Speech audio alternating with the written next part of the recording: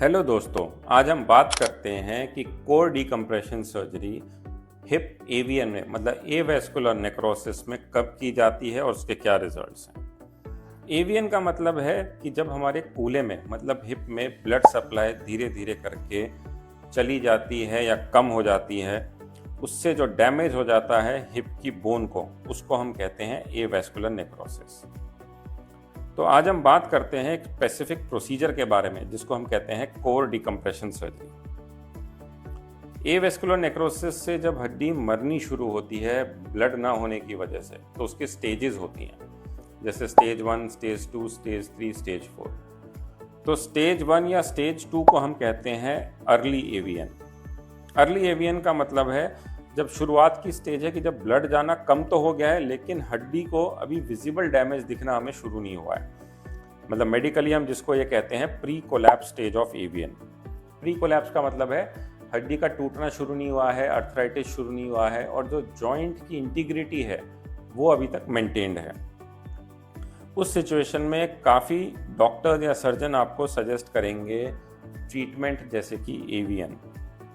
तो जब हम एवीएन की बात करते हैं तो एवीएन एक सिंपल सेंस में कैसा प्रोसीजर है जिसमें हम एक ड्रिल लेके जो आपकी फीमर नेक का पार्ट होता है, फीमर हेड का पार्ट होता है, उसमें एक टनल जैसी बना देते हैं। उस टनल को हम इसलिए बनाते हैं कि अंदर का प्रेशर कम हो जाए, उसमें जब अंदर बोन बने तो नई ब्लड वेसल्स बने ताकि अंदर की ब्लड सप्लाई जो है वो शुरू हो जाए फिर से।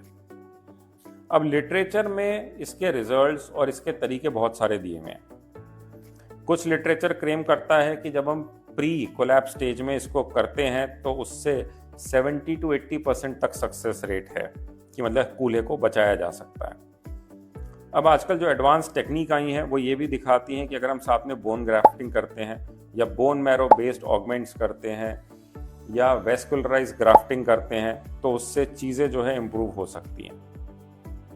बेसिकली हम प्रमोट कर रहे होते हैं बोन हीलिंग, जिसको कि हम सेलुलर सपोर्ट सिस्टम कहते हैं।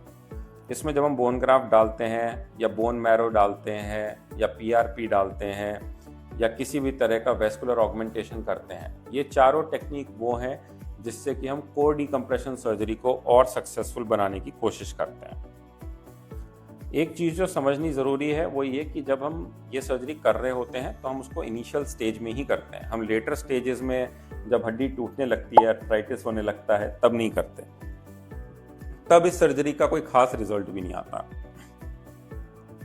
तो अगर आपको आपके सर्जन ने कोर डिकम्प्रेशन सर्जरी सजेस्ट करी है, स्टेज 1 या स्टेज 2 आपको प्रॉब्लम है, तो डेफिनेटली इसको ट्राई करके हम एक कोशिश कर सकते हैं कि आपकी जो एवीएन की बीमारी है उसको इसी जगह पे या तो हम रोक दें या रिवर्स कर पाएं।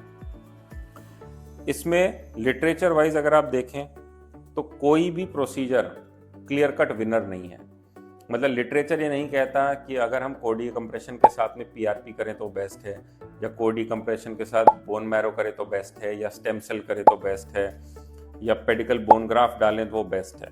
लिटरेचर में कोई ऐसा क्लियर विनर नहीं है जो ये बोले कि कोर डिकम्प्रेशन में साथ में क्या करना चाहिए कि बेस्ट रिजल्ट आए।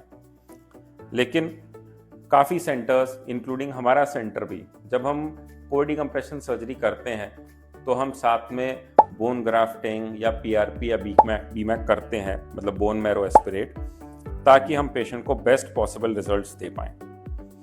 तो अगर आपको एवीएन हुआ है, अर्ली स्टेज है, तो कोर डिकम्प्रेशन एक पॉसिबल ऑप्शन है आपके लिए जिससे कि आपका इलाज हो सकता है। लेकिन इसको अच्छे से अपने डॉक्टर से आप डिस्कस करें बिफोर सर्जरी, इसके प्रोज और कॉन्स समझें, सक्सेस रेट समझें, and then only go ahead with it. All the best.